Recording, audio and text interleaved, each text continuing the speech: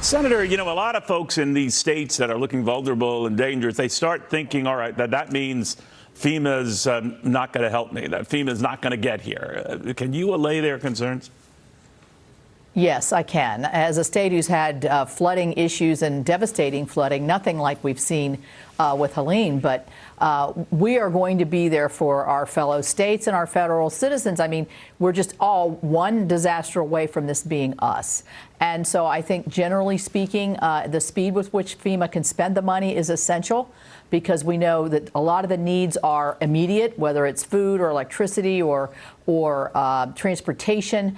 Those are immediate needs that need to be satisfied, and that's what you see FEMA spending now. We will come back and we will provide the funding to make sure that these areas that are hit by these storms are able to recover, and to recover in a good way. So I really think that that there shouldn't be concerns that they're going to be left behind, because we're not going to let that happen. I don't think any of us have an appetite for that. Yeah, and there's similarly, and I don't want this to be a political issue, but Donald Trump was raising this concern that FEMA isn't up to the task, that it's the biggest disastrous response we've seen.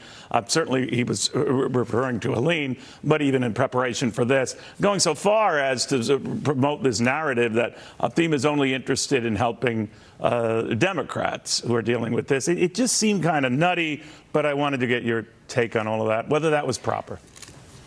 You know, I do think that disaster response is so very personal. I mean, we saw that, I think, most magnified in Katrina. And if things go sideways on you, or if something extremely unexpected happens and you can't get the aid that you need in as quickly as you can, it really provokes a huge negative feeling. We want to prevent that from happening. And I think that what we should all be doing is supporting FEMA in this response. We're supporting our military who's helping with the response, the National Guard. We've sent West Virginia troops down there to help. We have churches going. We have communities going.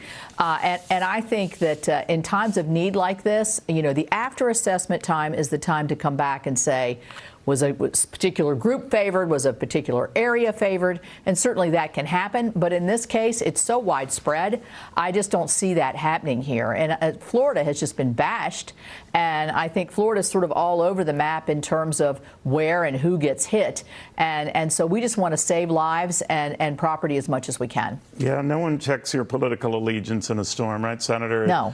You need help, and you have the right priorities, Senator, as you always do. Very good talking to you again. Hopefully we get through this. Always. I trust we will. Thank you, Senator.